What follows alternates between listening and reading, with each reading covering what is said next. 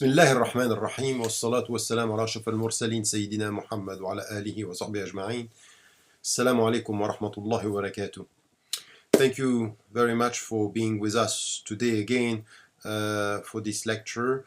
Once again, please, if you can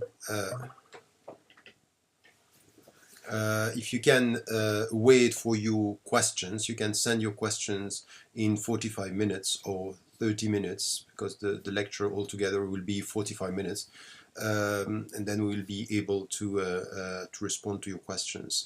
And you can also register on live stream if you want to be updated about anything that I'm doing on live stream. It will be the right way of putting your name, having an email when there are new live stream lectures or short talks or anything of that kind. In the topic of this year, as you know, is freedom and liberations, and what I'm going to do today is to talk about a specific, after talking about liberating our self and from the ego and this dimension. Today it's very much about freedom of conscience and freedom of speech.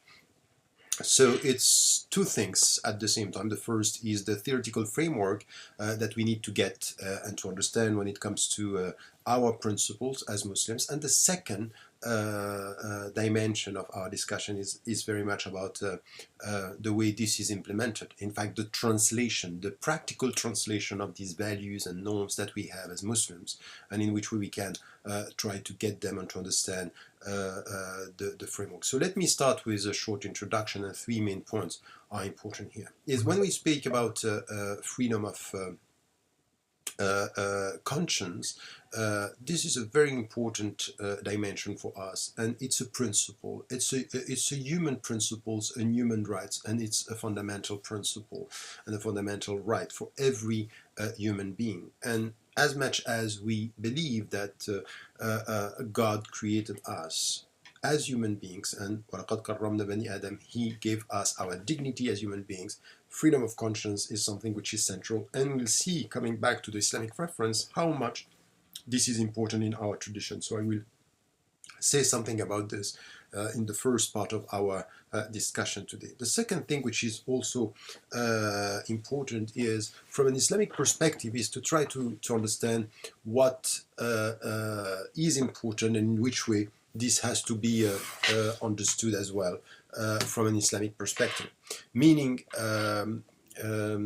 our reference and the way we have to promote a deep understanding of freedom of conscience, and then also of freedom of expression. And then the last thing for us is, as citizens, as human beings, what are the implications? What are the consequences of these values and norms in our societies, Muslim majority countries, or in the West, or in any other society where the Muslims as citizens might be, in religious terms, might be a minority.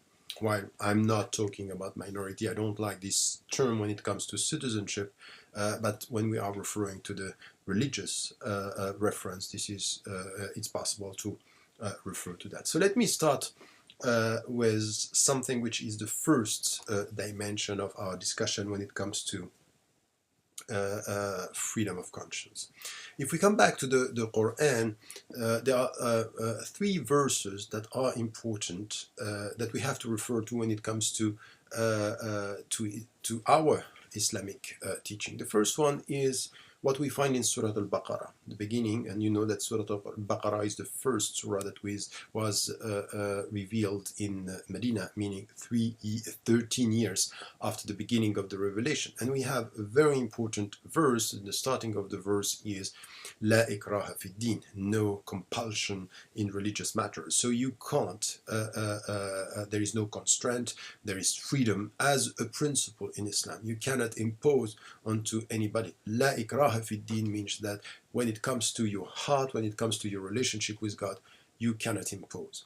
The second verse is also something which is one of the last chapters of the Quran, when you have lakum dinukum waliyani, to you your religion and to me my religion, or my concept of life and death. Meaning here that from the very beginning, in the Islamic tradition, there is this understanding that we have to respect and we have to acknowledge the fact that there is diversity, and with no compulsion in religious matters, you come to you your religion and to me my religion. So from an Islamic perspective, this is central. Add to this another verse that is quite clear and going very far in sending a message to the messenger, peace be upon him, but also to us, because we are followers of the Prophet, peace be upon him. With our critical thinking, with our understanding, we try to follow in the footsteps of the messenger, peace be upon him. When it is said in the Quran, وَلَوْ شَاءَ رَبُّكَ لَآمَنَ مَنْ فِي الْأَرْضِ كُلُّهُمْ جَمِيعًا أَفَأَنْتَ تُكْرِهُ النَّاسَ حَتَّى يَكُونُوا مُؤْمِنِينَ. So if God had will, if your Lord had will, everybody, all these people would have believed. Is it then for you to impose onto them to believe? Meaning, it's not for you, because if God had willed, all the people would have been Muslims, and they are not. So his will was, from the beginning, this diversity. And this, as a consequence, means for you, messenger, peace be upon him, that you cannot impose. Then is it for you to impose onto them? If God had willed the opposite, you can't do that. It's none of your business. It's not for you to do that, and you have to respect the freedom of conscience. So, having these three verses here, we can understand the outlines, the framework, the reference from an Islamic perspective. And there is another story that we have in the seerah of the Prophet ﷺ, which is quite interesting. And sometimes we refer to this, but we don't extract enough teachings and lessons from what it is said. Once the Prophet, peace be upon him, was with his companions, and they were talking, and they saw a group of people who were in fact going to the cemetery, as someone was dead. And it was a procession. So when the Prophet ﷺ saw that, he stood up. And the people around him the companions said, no, this is a Jew. And he responded, is he not a soul, a human being? Meaning, don't we have to respect the humanity of this human being, even though he was a Jew? And this is important, because in fact, not only there is a diversity, that we acknowledge that there is a diversity around us, but the fact that there is this diversity, and we have different answers to the fundamental question of life, that you have a human being, a Jew that who passed away, and the Prophet ﷺ stood up and sent a message. We respect the dignity of the human being, and through our respect towards this diversity, we respect humanity. And it's not because you have another answer to the fundamental question of life that I'm not going to respect the dignity of you being a human being. So here there is a very important teaching that we have to get with these three verses, is that in Islam, it's the dignity that we have as human beings, and then our choice as to religion and spirituality is something that is to be respected by all the Muslims and by all the human beings, and this means that this is here, it's a right. Now, if we look at this in our societies, Muslim majority countries or in the West, this is nice and all nice, because this is a very interesting and noble, in fact, framework. Now, if we look at what happened on the ground and we have within history, you can see that, for example, in Europe, and we know how much it was difficult for minorities just to be respected, and Protestants and Jews in some countries were discriminated, sometimes killed, and it's a long history. I mean, you have Locke, the philosopher, and then even in the French tradition, you have Voltaire, who are known, in fact, for being advocates, and not only them, so many in the philosophical tradition, saying that, in fact, we have to resist this kind of dogmatic imposition by the church mainly the Catholic Church, but not only in Protestant or majority Protestant countries, we had exactly the same. So this struggle for respecting freedom of conscience was a very long struggle. It has been, it's centuries of struggling and trying to promote this in the name of tolerance, in the name of pluralism and mutual respect.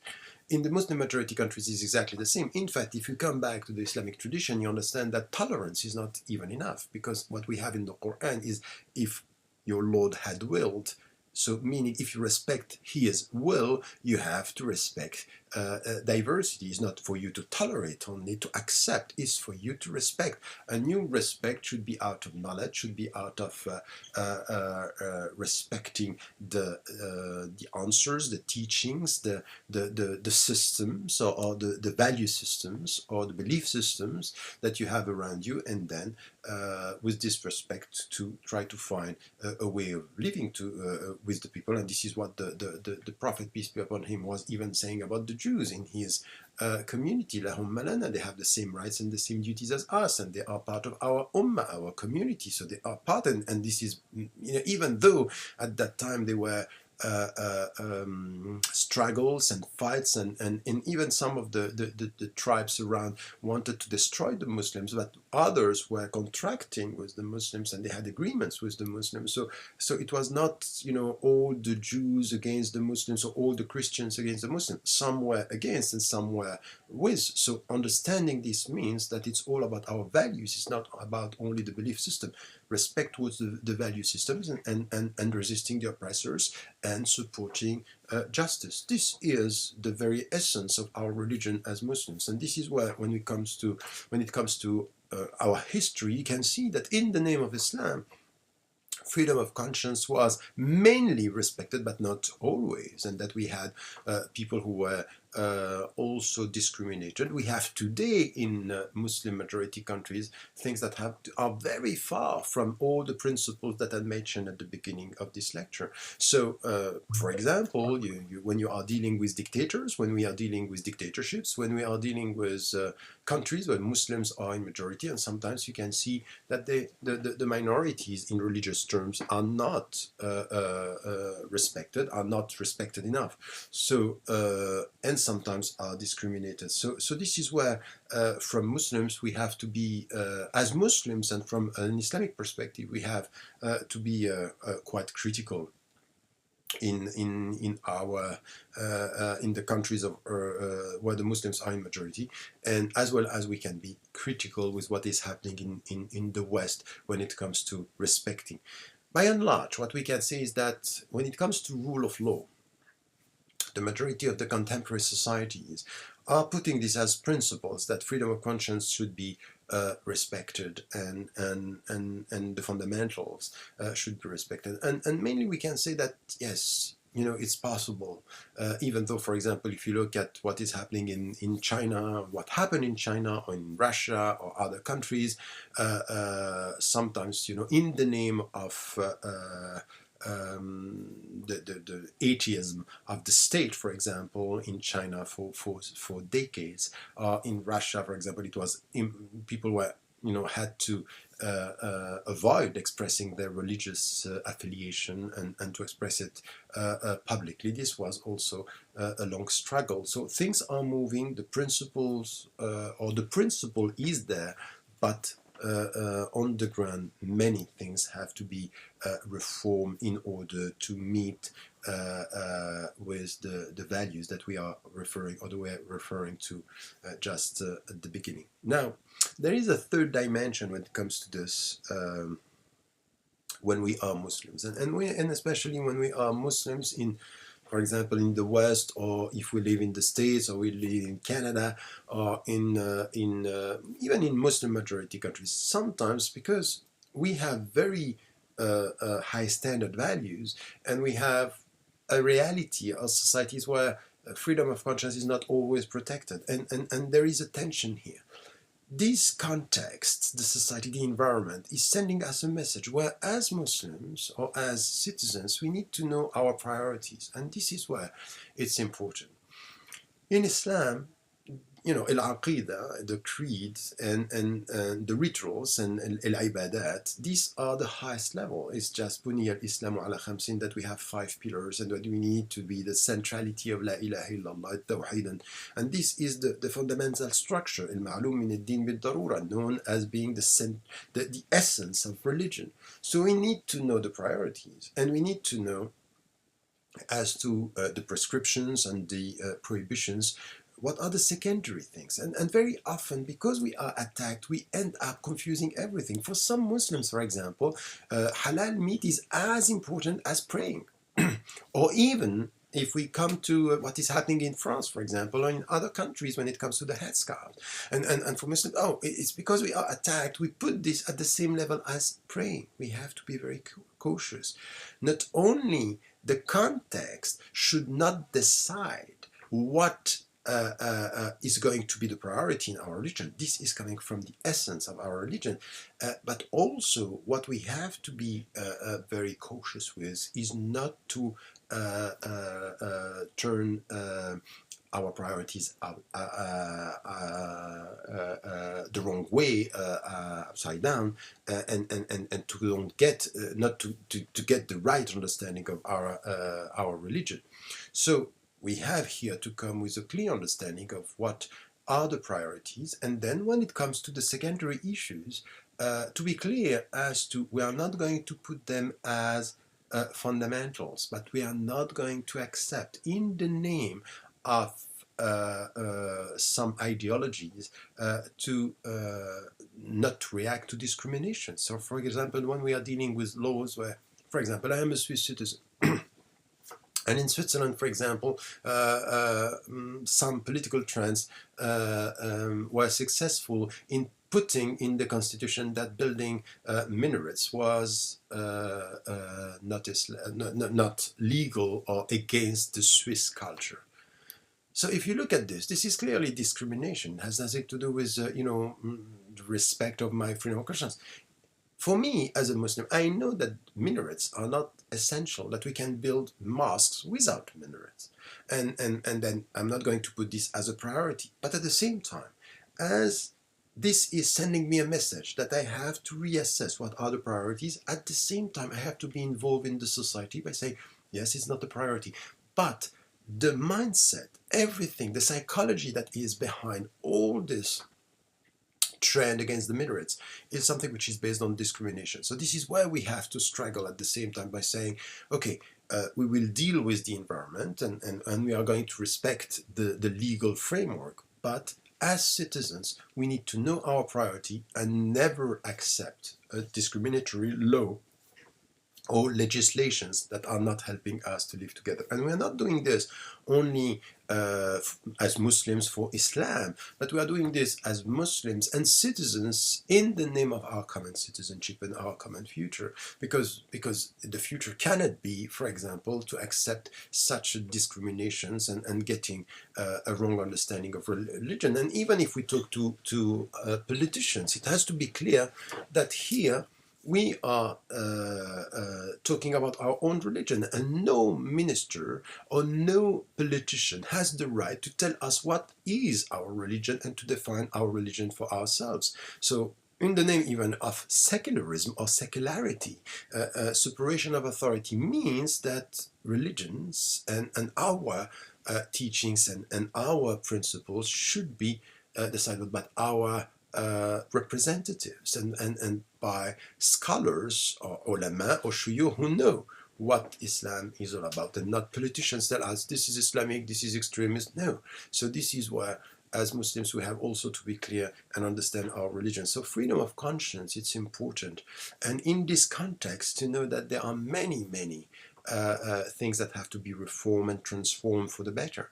But at the same time, it's also important for us not to confuse everything, to put our priorities upside down and not to get a clear understanding, and to be very emotional. You have people they don't pray, but they are going to react in a way which is totally emotional, sentimental when it comes to halal meat, when it comes to secondary issues. So for us, it's a way where we have in the light of the common legal framework, to be quite clear. There is one dimension that we have to add with freedom of conscience that is also important and will help us in our discussion about freedom of expression, is that it has to do with justice and equality.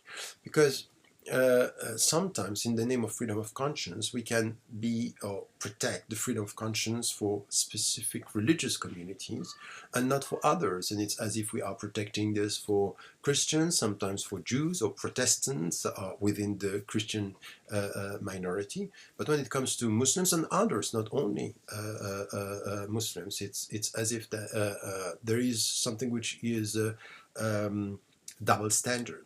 So equality here, it's important. Freedom of conscience is freedom for all. We have to say this in the West, and we have to say this in Muslim majority countries, because many Muslims are very, very critical towards the West and what is happening in their society, in the States or in Canada. But when it comes to what is happening in Muslim majority countries, nothing. They don't speak about that. We don't speak about Malay in Malaysia, that Chinese and Buddhists and others are just facing things that are not acceptable. That has nothing to do with respecting their freedom of conscience. And we welcome people coming to the Gulf states, for example. Christians say, oh, okay, you come, but we don't want to see you praying. You have no space and no church. And how come? At the end, if you invite people in the name of freedom of conscience and in the name of what I said and the first verses that I was referring to, we have to protect their right, because this is a right and it cannot be. And I said this 20 years ago in the name of one hadith referring to the peninsula, and then one religion should be worshipped there, and one in the name of our religion as Islam. And we invite Christians to come to work for the society, but we are not allocating them a space to pray, no church. I think that this is, I was critical with this, and I think that we have to be very, very clear on the fact that there is a contradiction in terms with our religion, and that we have to reassess that. Some scholars did. I repeated this in many of my books and talks, and I think that this is important. Now let us come to the second part of our discussion here, because it's important beyond freedom of conscience to freedom of conscience as a principle, equality as an ideal that we want to implement in our societies. And as I said, we should all be self-critical when it comes to this. Now, freedom of expression, it's important, and it's also a fundamental right. And we know when we read Surah Al-Rahman, بعد أعوذ بالله من الشيطان الرجيم بسم الله الرحمن الرحيم الرحمن علم القرآن خلق الإنسان علمه البيان. Ar-Rahman, the most merciful. And then there is something here which is important, is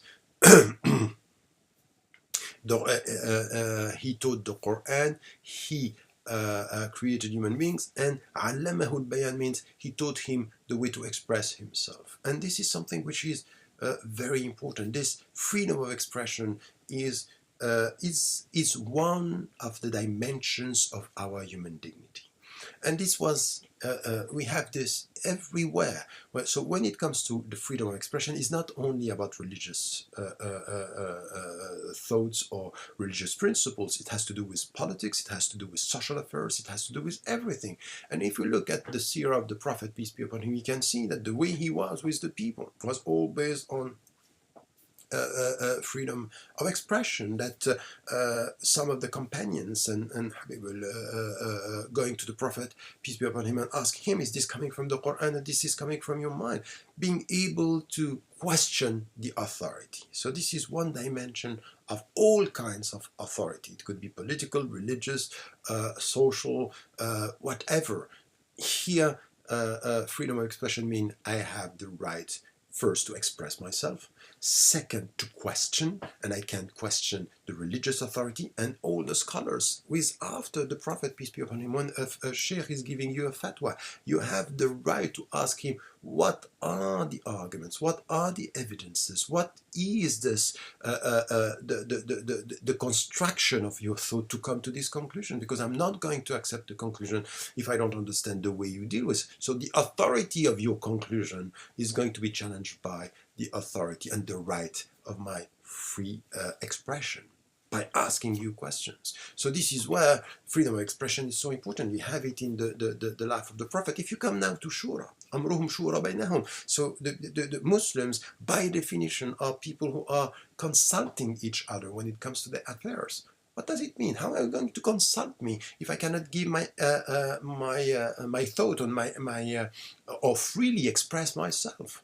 Shura, by definition, as in any democratic system, is based on give us your viewpoint, express it, translate something coming from your mind and coming from your heart into this critical discussion. So essential in Islam. So freedom of expression should be no shura without freedom of expression, no way to deal with fatwa and the diversity of fatwa without freedom of expression, no way to question the authority, no way to come back to the very essence of the verse, allamahul bayan, to express yourself. So to express yourself, to question as to the arguments, and to face authority, any political, social, and cultural authority. So this is where freedom of expression is so important, and what we have to talk about that as something which is essential for Muslims. Having said that now, and coming to our tradition, freedom of expression should be something which is important. We can see when it comes to our societies in the West exactly the same. Freedom of expression was a very difficult process, or came out of a very difficult process in history. That we have, for example, societies in the West where freedom of expression was not possible, once again, for the minorities. So not only freedom of conscience was not respected, but freedom of expression was impossible. It was impossible. It was impossible for philosophers, impossible for intellectuals to express themselves. This is a long struggle for the civil rights, for the human rights, for the reality of this diversity and pluralism that we are talking about. Now come to Muslim majority countries. When I'm talking about this, the freedom of expression and being able, for example, to have communities and religions living together. If you look at our history, it's just not that. It's just we are not at the level of our principles. And in many ways, we are today dealing with dictatorships. And these dictatorships are not letting the people expressing themselves everywhere. So some people were very happy talking about the Arab Spring and thinking that things were going to change in the region. And we see how much it's difficult now. In Egypt now we come back with 98% of people supporting the constitution, meaning supporting a Sisi, because at the end the new constitution is about giving the army more rights than even the time of Mubarak. And no way of expressing yourself. You can be jailed or you can be killed. And in Muslim majority countries in the Middle East, it's very often the case. In Gulf states is the case where there is no freedom of expression. And then in Muslim majority countries, even in Malaysia, where we are talking about, and sometimes it's a very superficial understanding of Islam. Talking about, could the Christians use the name of Allah to talk about God? And it's as if something new. It's Allah, it's our property as Muslims. No, the Arabic language, it's not our property. And Christians in Arabic are calling and talking to Allah and saying Allah. So the Malaysians sometimes are, and some of the people who are talking about this have a very narrow understanding first of Islam, very superficial, and sometimes using this and creating clashes with other religions which are wrong. But there is a lack of freedom of expression here.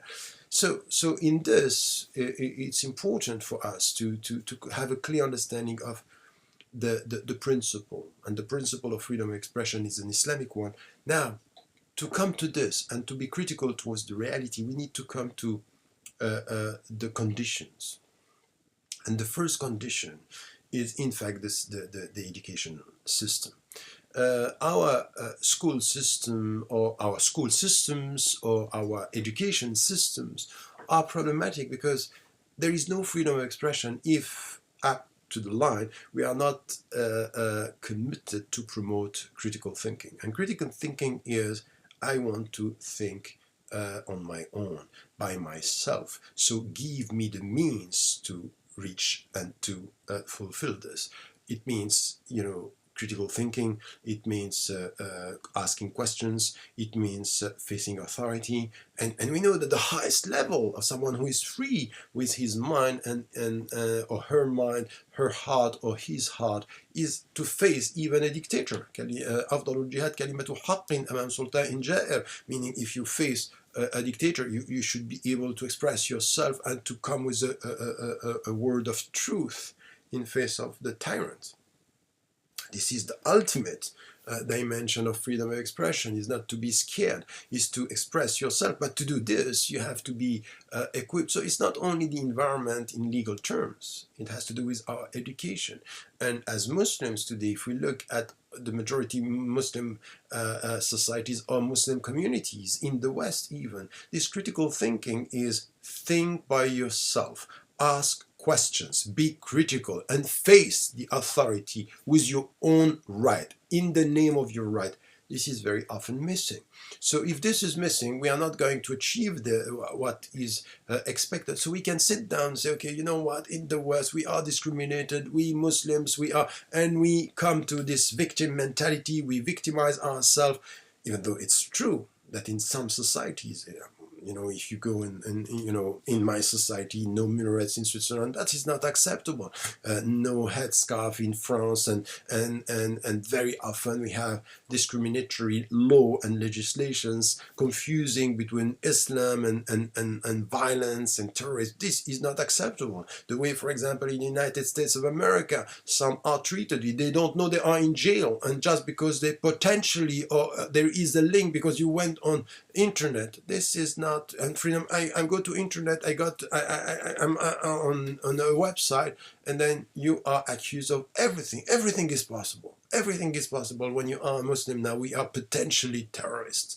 So this is something which is against freedom of expression and freedom of the very essence of the right that we are talking about here. So this is something where you need to we should be able to express ourselves, and it's important. Now, from an Islamic perspective, what we have to add here is a very important principle, is that freedom of expression should be protected, yes. But what we understand as Muslims is that you, with your conscience, with your consciousness, with your heart, and with your understanding of the relationship that you have with God and with human beings, you are always responsible in the way by the way you tackle, you manage your rights. So you are responsible of your rights. You are responsible of managing your rights, of mastering, controlling the way you did. It's not because you are free to express yourself that you can say anything. Racism and to have racist statements, this is not right. And even by law, some laws are preventing you from saying things that are racists or things that are against the legal system. So you have sometimes legal limits, but sometimes these limits are not legal, they are ethical. This is the way that you have to understand that you have to be very cautious. And if you come to the verse of the Quran, which is very well known, and we have to think about what we can extract from this. لا ولا تسبوا الذين يدعون من دون الله فيسبوا الله عدوا بغير علم.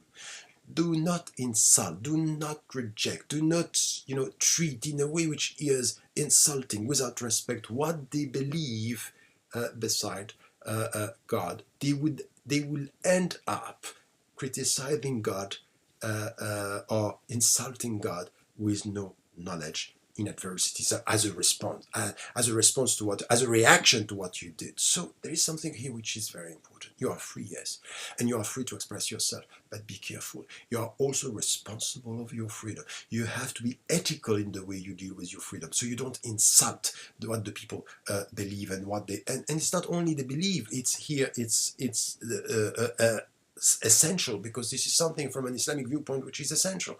But you also don't have to, you can't just insult or show disrespect to, I don't know, the suffering of the people. Yes, it's legal. It's legal in the States. It could be legal in Europe to laugh at the suffering of the Jews through the extermination that happened in the 30s and the 40s.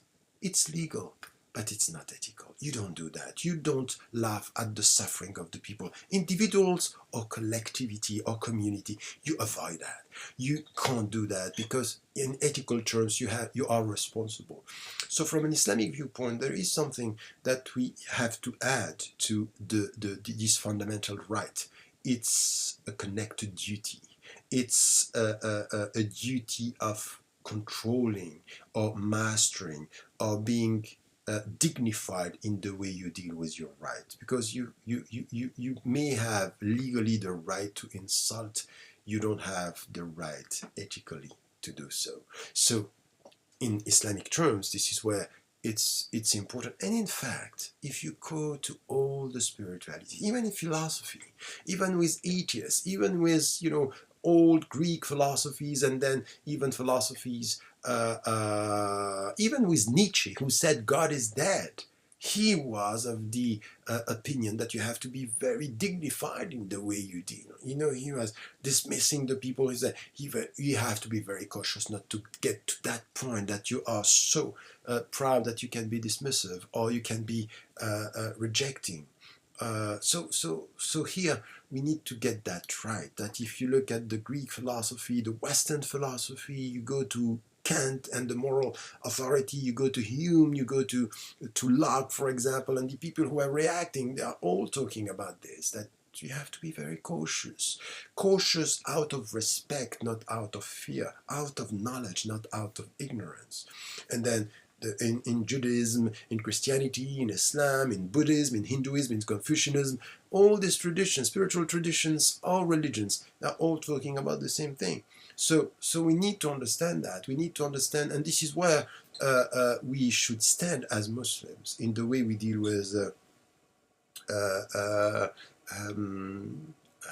with freedom of expression, and to be very cautious, not to be driven by emotions, and to understand that. You have another verse that is telling us something which has to do with justice in the way we deal with our rights. We also have to be to be just in the way we deal with our principles and our way of dealing with other communities. ولا يجرمنكم شنآن قوم على ألا تعدلوا اعدلوا هو أقرب للتقوى.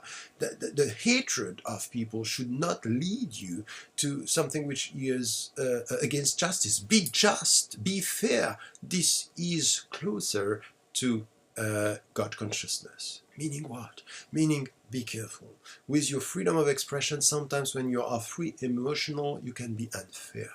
You have to be free and controlling your freedom, controlling your rights, in order to avoid, in the name of emotion or hatred, even if hatred in a situation where there is a war or there is a conflict with another community. And this also was so clear in the time of the Prophet, peace be upon him, that with some tribes, Jewish and Christian tribes, this was very difficult. This was, people were killed.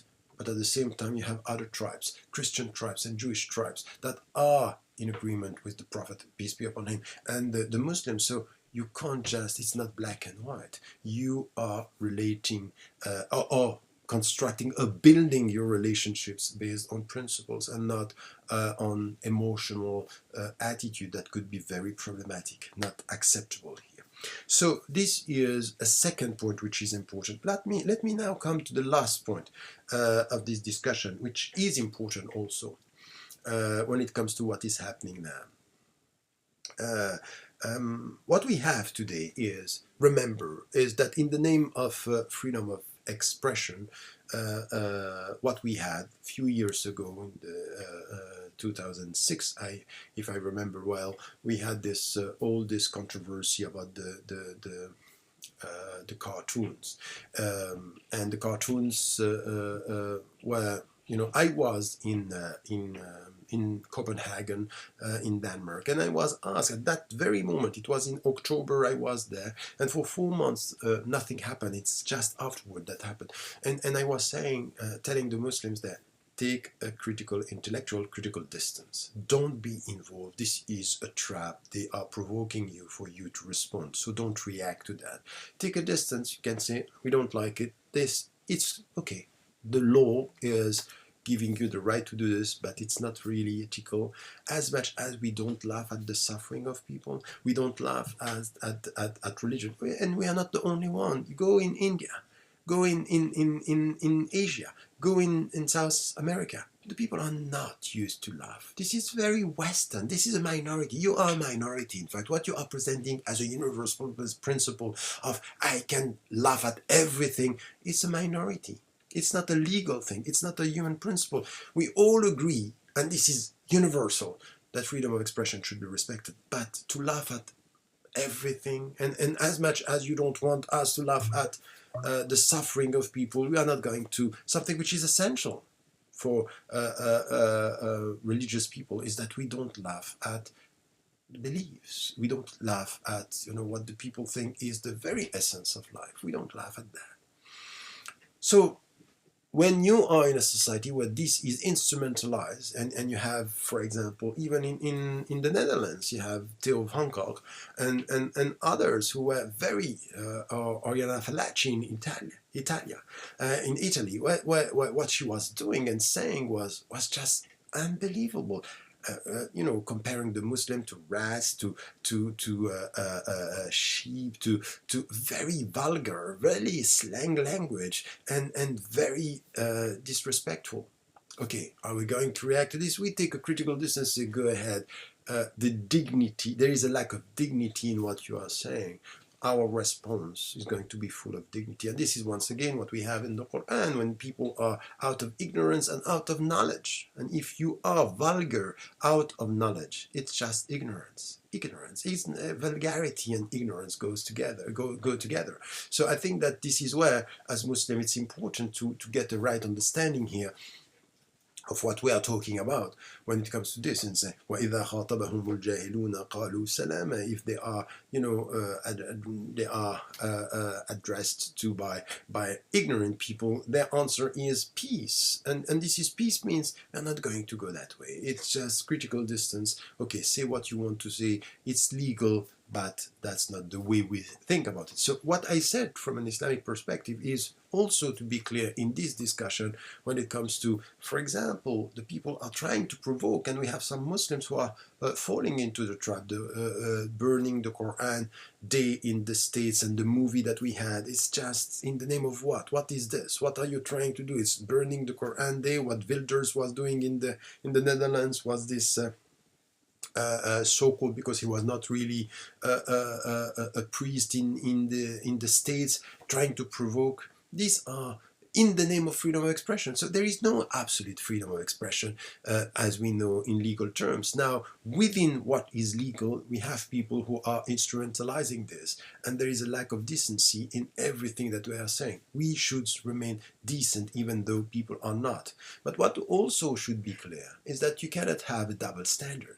If you look at what is happening or what happened in France recently with, for example, very often we are told that what happened to Salman Rushdie, and I was against the fatwa. I wrote this exactly the same year when it happened, and say, I'm against this fatwa. This is not a religious fatwa, it's a political fatwa, and I think it was. And years after, we understood that it was, because it was removed in a way.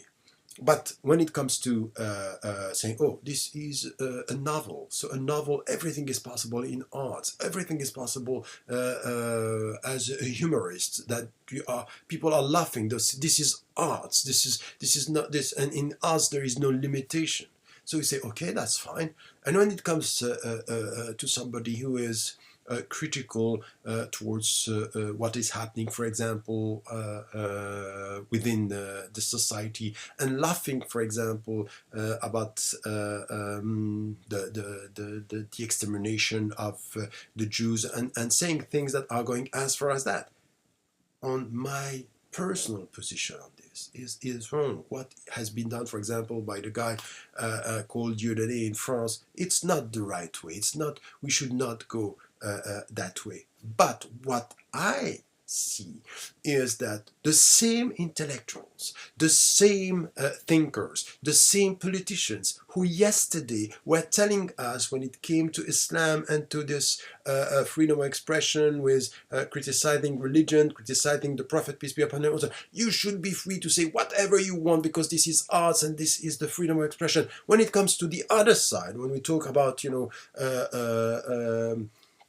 the suffering and things that are very sensitive as to the collective psychology, now there are limitations. So sometimes no limitation and sometimes limitation, double standard. And then going as far with lobbies that we have, APAC in the state, they are very powerful. And we know that some of them are very much working, lobbies working, the Sharia bill, for example, in the States, and acting to put a pressure, to create a climate which at the end will have an impact on freedom of expression. Because I met so many Muslims in the States, in Canada, who are scared to speak because the perception is we are much more exposed than others. And I said this from the very beginning. Equality here should be the reference that if you talk about freedom of conscience and freedom of expression, it should be freedom for all. So as much as I agree that there is no absolute freedom of speech and that we have to be cautious when it comes to racism, but when it comes to other things, let us be consistent and not to have this double standard. You can say whatever you want about Islam, nobody is going to react, but when it comes to some topic, you have to be very careful because there are lobbies here and they are putting pressure. In France, for example, you have lobbies working on the politicians who are working on the judiciary and the juridical system, ending by prohibiting a drama or someone, for example, who was having a one-man show that was problematic as to the substance. For me, on ethical terms, but legally, nobody could prevent him to be a humorist and to laugh at things like this. No, there are things that you can do and things that you cannot do. And this is double standard. This is not equality. And so it means that some of these intellectuals were very much supportive of freedom of expression and telling you sometimes no limitation. And on the other side, no, you can't say this because this is going too much. My opinion on this is that we can't laugh at, and you should avoid suffering, laughing at the suffering of people or at the belief systems. You have to avoid this, and this has to be based on education. But I have a very deep problem with these discriminatory trends that we have now in the West. Not dealing with all the religions and all the references and all the religions in the same way. And this is not going to help us. So it's the name in our common future that we have to tackle this issue and to come to this deep understanding. And you have trends and people who are instrumentalizing this whole discussion about freedom, putting the blame on Muslims because the Muslims are against freedom. And in fact, if you listen to what they are saying, there is something which is not completely clear, that they are, as I said, double standards, and that we have to be very critical. So having said this, and I come to my conclusion now by saying three things. You know that the topic of this year is about freedom and liberations. And the first dimension as to my conclusion that I want to bring to the fore is we need to liberate ourselves from our fear and to come to the first liberation of fear. The liberation from fear is knowledge. And the knowledge means the knowledge of our principles and the protection of the fundamental principles, freedom of conscience and freedom of expression. This has to be clearly understood from an Islamic perspective and as citizens from a social perspective based on the legal system and the legal reference framework that we have within our society. So I would say here that it's quite important to get this, to liberate ourselves from our fear and to come to a better knowledge. So with knowledge beyond fear, to be quite clear on this understanding of our commitment to these two principles. The second thing is also to be quite clear on what I said in the second part, is to free ourselves from all the political, ideological manipulations that we have, and some of the lobbies that we have, and some of these trends that are working from within, not always exposing themselves, not always clear as to their intention. And this kind of, today it's possible to say whatever you want about Islam because it seems to be the target, it seems to be the new enemy, and while you can't talk about this. So I would suggest not to be able, and I don't want this, I don't want to be free to laugh at the suffering of the Jews during the Second World War. No, I think that this is not dignified. And I think that this has to be not, we don't need new law. And this is why, this is what was my answer to some of the ISESCO. ISESCO is the Muslim institution that is, in fact, an Islamic response to the UNESCO. By saying, no, we don't need new law. We don't need this law on blasphemy. It's not going to help. You don't get respect out of law. And I think it's not enough. It has to do with education. Because we live in a society where religious reference, for example, in the West, are less and less present. Even in the States, very often we say, oh, the States are more religious than the European countries. The references are there, but still in terms of practice, in terms of religious sensitivity, it's not there. It's less there than decades and centuries ago. So we need education in the way pluralism is going to be the very deep jihad. In fact, resistance and reform is a jihad of knowledge. It's a jihad of mutual knowledge. It's a jihad of mutual understanding. And this is what we need now. And this is based on education. So not more law, but much more education to understand plurality and pluralism and living together. And the last thing that I wanted to say here is that we have to avoid also thinking that or avoid presenting all what I was saying here as something that we are doing as Muslims for Muslims and Islam only. No, our contribution is the future will be here to the future will be here to do this in the name of Islam, but in the name of our of citizenship and our living together. So this is very important for us also to understand that this has to be done in a way where we are not thinking of us as Muslims, but thinking of us as citizens and living together and the future. So it's a struggle for the future, because the most important challenge here is for the people to understand that we are not doing this only as Muslims, but as people who are in fact doing this for their society. This is our contribution, because many of the Western societies and Muslim majority countries are in fact, one of the main challenge is to be acting in contradiction with their own values. So our contribution is, as I am always repeating this, is our contribution is not for us, it's equality among all the people, and it's principles that we are defending, principle of this freedom of conscience, freedom of expression, and equality. And we are doing this because at the end, this will help all of us, all the citizens, to live together and to build better societies for the future beyond emotional affiliation and belongings and sectarian understanding of our identity and our society. Wallahu a'lam wa a'la wa ahkam. this is the end then of this lecture. I will see you with the questions. I want to thank Obaida for the work he is doing for us. So I have the question now. Let me see the question and try to respond to this question right now. So, what's your point of view about apostasy in the name of freedom of speech?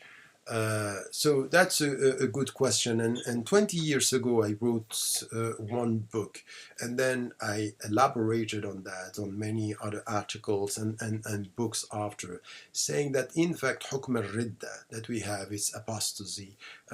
This was in fact in Islamic history, in the legal trend, the majority was that you have no right for apostasy. Changing your religion is not possible. Man baddala dinahu faqtulu is said in the Quran. The one who is changing or changing his or her religion, you have to kill him. And I came with another understanding, coming back to some old scholars. Sufyan al-Thawri is one of them, but others. And 20 years ago, I said no. This is the majority opinion is not the only opinion. That there are other opinions. And in the biography that I wrote about the Prophet, peace be upon him, I showed that many changed their religion and nothing happened to them. He didn't kill the people. In fact, this is referring to people who were changing the religion in times of war in order to get some information, and in fact as spies, and then they were war traitors and betraying the community. This is why something was connected here to killing them. But in principle, if you come to the very old tradition, even though it was a minority one, I'm of the opinion that freedom of expression and freedom of changing your religion in Islam, it's not to be prohibited in the way it has been said and repeated by so many Muslims, repeating the tradition.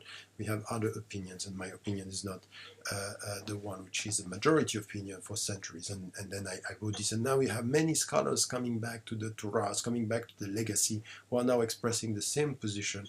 And I think it's important here not to reduce Islam to one opinion when we have others. My position is that hukm al-ridda was only this rule about apostasy was only in time of war, when people were betraying the community, and I show this in many books, and especially also I refer to this in the book on the Sirah, the Messenger is one of the titles. In the Footsteps of the Prophet, peace be upon him, is another title that you have in the States.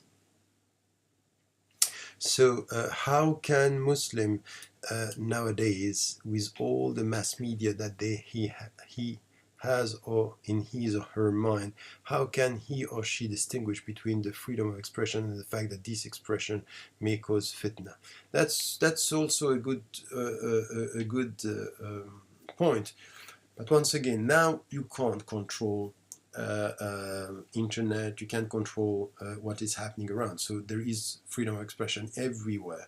So you can think that by controlling internet, you are going to impose or prevent the people from getting access to knowledge, and sometimes it happens. So I would say here that we have to be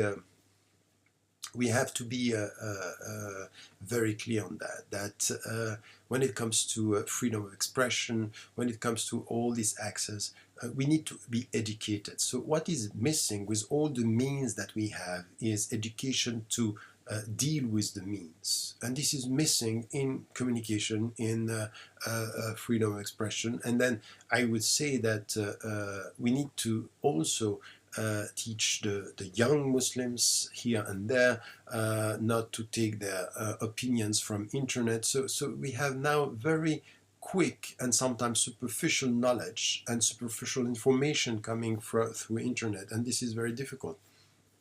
And this is where the fitna, yes, the divisions could happen within the Muslim communities in Muslim majority countries and in the West. So we have to in fact, work much more on the way of getting this knowledge and in the way of educating the people, and also to make clear that you can't get all your knowledge through internet reconciling ourselves with reading and reconciling ourselves with meeting the people of our community. It's important, and to get a much more sophisticated understanding of the political stakes that are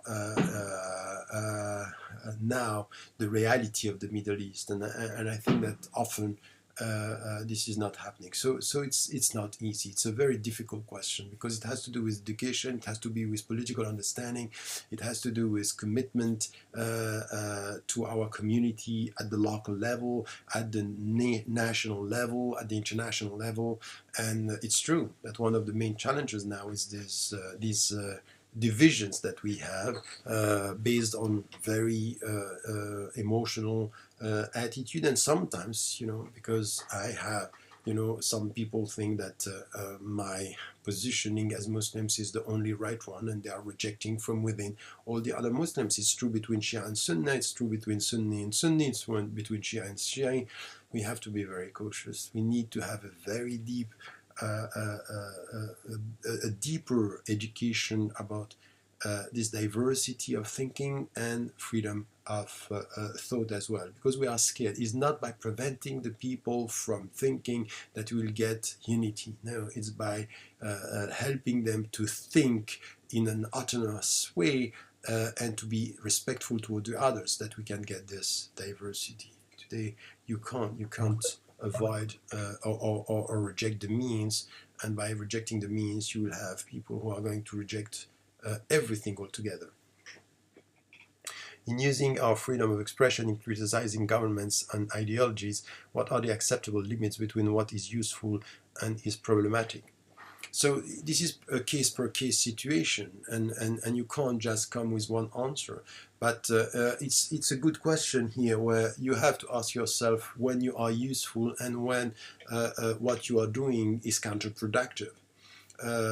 So sometimes you even have to avoid power, because even power is going to be counterproductive. In the book Radical Reform, dealing with the concept of counterpower, the power of counterpower.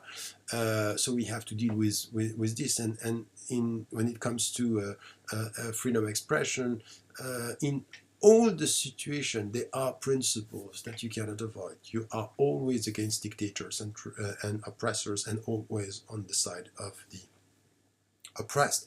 Now, as to the strategy, you need to find a way, not by creating more damage by the way you are dealing with the issue, but you should remain principled. So I would say wisdom is always good, but not at the price of your principles. A principled wisdom, and not an instrumentalized wisdom. You have some people who are instrumentalizing wisdom by saying, I'm wise, I don't take stand, and I don't want. Have even, when I was reviving the Islamic spirit, I even got people coming to me and telling me about my positioning there, because I took some clear position about some of our scholars who are saying, oh, I don't deal with politics. Indeed, they deal with politics by being silent with oppressors, or even by, when you have some scholars saying about the people who are demonstrating peacefully in the streets in Egypt, saying they are Khawarij, meaning, and you can kill them. I think that this is where silence here is not acceptable, in fact, or to promote and to accept, or to tell the people, if you vote for the Constitution, you will have God's agreement and acceptance. How could you say something like this when we know where it's coming from? So I think that the responsibility here is also on the scholars, but for every one of us, it's a case per case to understand what are the challenges, what is at stake in the discussion, and then to prioritize, but never to use the term wisdom when it's in fact hiding our own cowardice in the way we deal with the issue. On the global level, how can we fight the anti-terror policy which are used by Western government to restrict our fundamental freedoms? So once again, it has to be here, we have to be principled. It's going to be very difficult because you are talking about the Western countries. Oh no, it's not only the Western countries. It's used in Afghanistan, it's used in Iraq, it's used in Egypt, it's used in Yemen, it's used in Mali, it's used everywhere. It's not only the West, it's even Muslim majority countries, and it's not new. In Egypt, Mubarak was using by saying all these people who are against me are terrorists.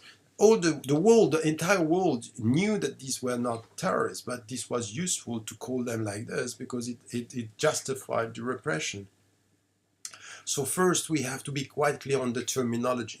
Second, we have to be quite clear on who are the players, and then to be principled in our position as Muslims with other people around us. So this is something which is important, not to make this only a Muslim struggle. This is a universal struggle for human beings who are protecting dignity, and they are not going to buy this war on terror, this anti-terrorism that is now helping governments to monitor citizens, to reduce our freedom, not only the freedom of Muslims, the freedom of every single citizen, man and woman. So we have to be involved with people who understand that, people who understand what we are talking about, and to be involved in this struggle. So the last question.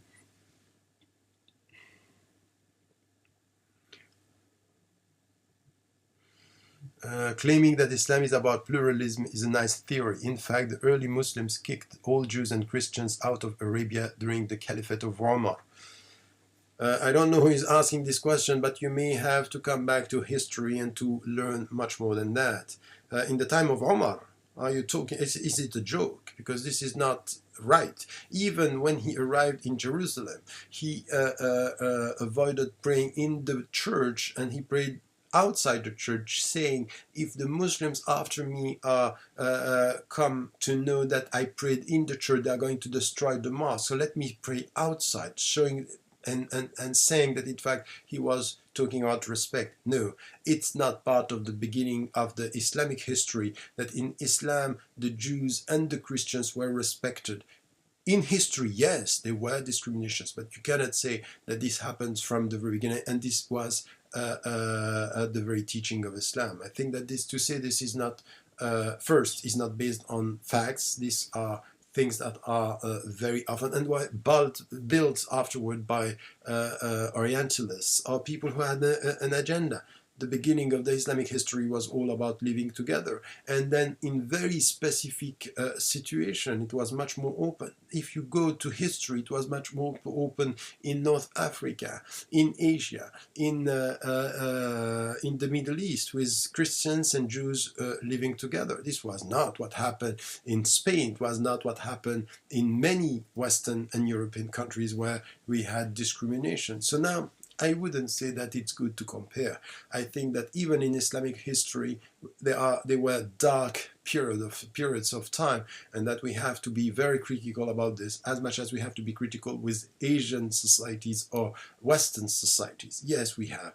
At the end, the most important thing is not to compare the countries and the civilizations, is to compare the proclaimed values of every religion or civilization with the real practice or practices, and to be able to say, no, there are discriminations and discrepancies, and we have to be self-critical to improve the situation. This, I would say, is the way forward, not to claim that the West or the Islamic civilization, at the end of the day, were all human beings, and all human beings were in contradiction with their own principles and with what they provided or what they translate or implemented on the ground. Let us be humble as to what we are, and very, very committed as to what we want and what are the principles when it comes to freedom of conscience, freedom of expression, and equality among human beings, people of faith or people without faith, but with the same human dignity that we have. Thank you so much for being with us here. I want to thank Obeida. Thank you for listening, and I hope that you enjoy this new way of having lecture, please send us your thoughts, how we can improve, your questions. If you want to improve, just registered on live stream like this. You will know every time there is a new lecture or short talk, because now I'm trying also to have short talks. You can go on Facebook, you can the official one, or on the website, and to be in touch. And remember, never to forget to tell the people you love that you love them, because life is fragile. Wallahu a'lam wa a'la wa ahkam. Wassalamu alaikum wa rahmatullahi wa barakatuh.